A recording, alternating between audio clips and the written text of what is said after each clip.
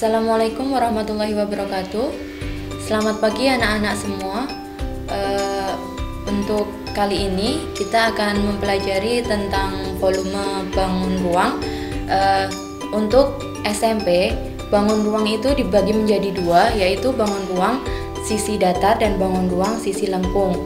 Untuk bangun ruang sisi datar, kalian pelajari di kelas 2 semester 2, dan untuk bangun ruang sisi lengkung itu kalian pelajari di kelas 9 semester 2. Oke, jadi ini nanti sebenarnya di volume itu hanya ada 3 rumus dasar. Jadi nanti Ibu akan menyampaikan di sini ada bangun ruang sisi lengkung maupun bangun ruang sisi datar. Sebelumnya, apakah kalian tahu di dalam kehidupan sehari-hari bangun ruang itu ada apa saja? Oke, ya, ada bola, kaleng, ada tenda, ada coklat pun ada yang berbentuk bermacam-macam. Ada yang kalau kalian tahu Toblerone berbentuk prisma, ada yang biasa seperti Silver Queen. Itu maaf ya, bukan di sini bukannya mau iklan, tapi untuk contoh saja bahwa coklat pun bentuknya bermacam-macam. Ada yang bentuk prisma, ada yang bentuk balok, kemudian ada kardus, dan masih banyak lagi contoh bangun ruang di dalam kehidupan sehari-hari. Oke, dalam matematika bangun ruang itu ada kubus, kemudian ada balok, ada prisma, ada limas, ada tabung, ada bola, dan juga ada kerucut. Nah, untuk itu lebih enaknya kita akan membagi bangun ruang itu menjadi 3 macam, yaitu yang pertama itu prisma, kemudian limas, dan yang ketiga itu bola. Oke, untuk itu mari kita pelajari dulu tentang prisma dan bagaimana cara gampang atau cara memudahkan kita untuk mengingat-ingat prisma itu bentuknya seperti apa sih, prisma itu rumus volumenya itu seperti apa. Oke, nanti kalian bisa lihat di PPT yang sudah Ibu siapkan, yaitu prisma. Nah, di dalam suku kedua itu ada ma, prisma. Nah, ada ma itu sama dengan sama. Kalian bisa menggarisbawahi bahwa ma itu berarti sama, yaitu ada sisi yang berhadapan itu sama, atas dan bawah, atau kalau di dalam matematika itu nanti ada yang sebagai alas dan ada juga yang sebagai tutup. Nah, jadi bentuk dari alas dan tutup dari prisma itu selalu bentuknya sama. Kalau yang sebelah atas persegi, berarti bawahnya juga persegi. Sebelah atasnya ada segi banyak, berarti bawahnya juga segi banyak, dan segi banyaknya itu juga harus sama ya anak-anak. Jika segi di sini segi 4, berarti bawah juga segi 4. Di sini ada segi 5, di berhadapannya juga segi 5.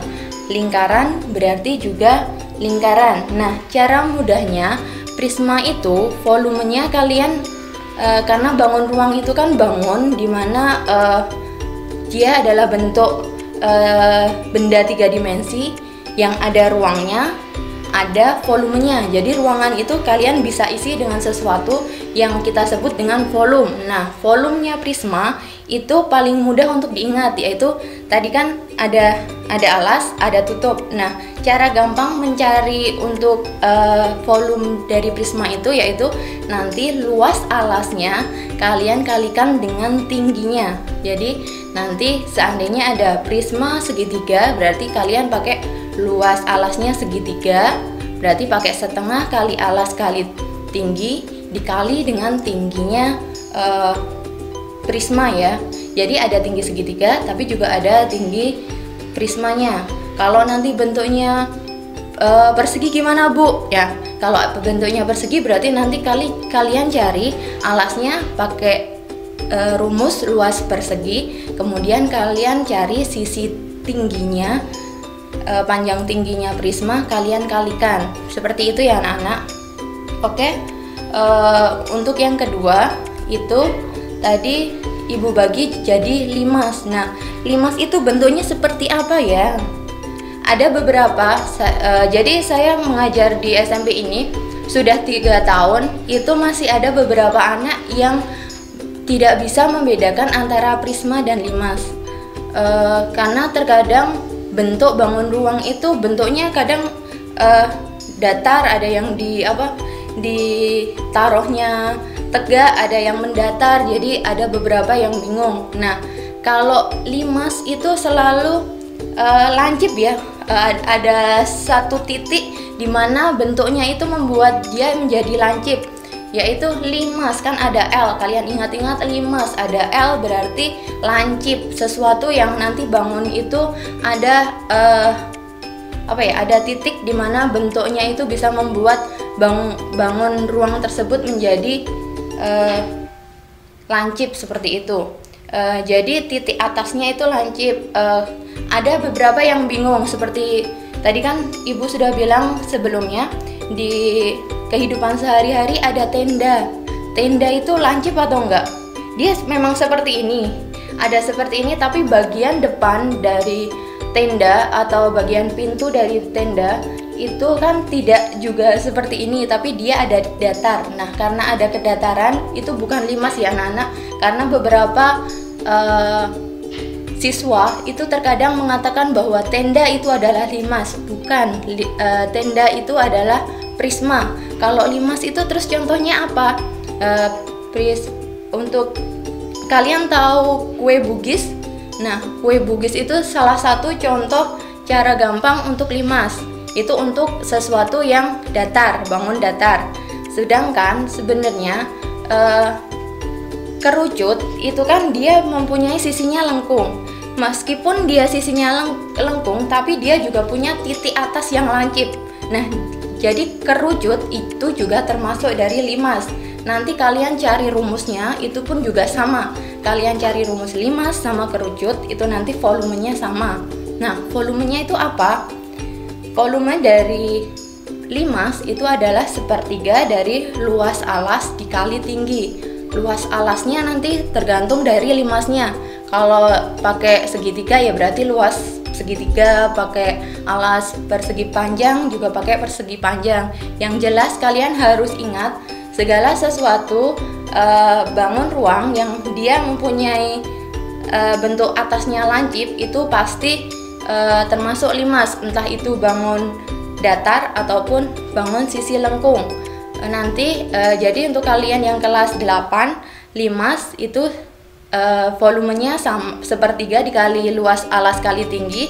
Dan untuk kalian yang kelas 9 kerucut itu kan juga dia punya titik lancip, itu juga sama luas mencari volumenya itu juga 1/3 luas alas dikali tinggi, begitu ya. Diingat-ingat, sesuatu yang lancip berarti nanti dipakai 1/3 luas alas dikali tinggi. Oke, untuk yang terakhir yaitu bola. Nah, bola itu kalau dibandingkan dengan bangun ruang yang lain itu kan bentuknya berbeda sendiri. Dia sangat mencolok karena dia benar-benar bentuknya benar-benar kayak bola ya. Dia berbeda dengan sisi-sisi dari bangun ruang sebelum-sebelumnya. Dan untuk mencari volume dari bola itu adalah 4/3 luas alas dikali tinggi. Nah, luas alasnya bola, jadi bola itu dia di tengahnya itu membentuk sebuah lingkaran. Jadi luas alasnya dari bola itu adalah nanti kalian pakai luas lingkaran, yaitu R kuadrat. Pi kali R kuadrat. Jadi nanti rumus volume akhirnya adalah 4/3 dikali pi dikali R kuadrat dikali tinggi dari bola tersebut. Demikian anak-anak. Jadi sebenarnya kalau kalian ingin belajar tentang volume, kalian hanya butuh menghafal 3 rumus saja. Yang tadi pertama, sesuatu yang dia punya berhadapan sama, volumenya berarti luas alas dikali tinggi. Nah, jika ada bentuk bangunnya itu lancip, kalian tinggal mengingat-ingat, oh sepertiga, kalau ada lancip berarti sepertiga dikali luas alas dikali tinggi. Nah, jika bola itu kan berbeda dari yang lain, itu nanti kalian bisa pakai 4/3 dikali luas alas dikali tinggi. Mudah kan anak-anak? Jadi sebenarnya matematika itu jika kalian tahu kuncinya, pasti kalian akan mudah untuk mempelajarinya. Nah, untuk penutup, tadi kan di sini Bu Risma cuma membaginya menjadi 3. Lah Bu, kubus kok nggak disebutkan, balok kok nggak disebutkan. Nah, menurut kalian kubus dan balok itu termasuk di bangun ruang yang mana? Kalian nanti bisa komen di bawah ya setelah melihat video ini. Dari Ibu cukup sekian. Wassalamualaikum warahmatullahi wabarakatuh.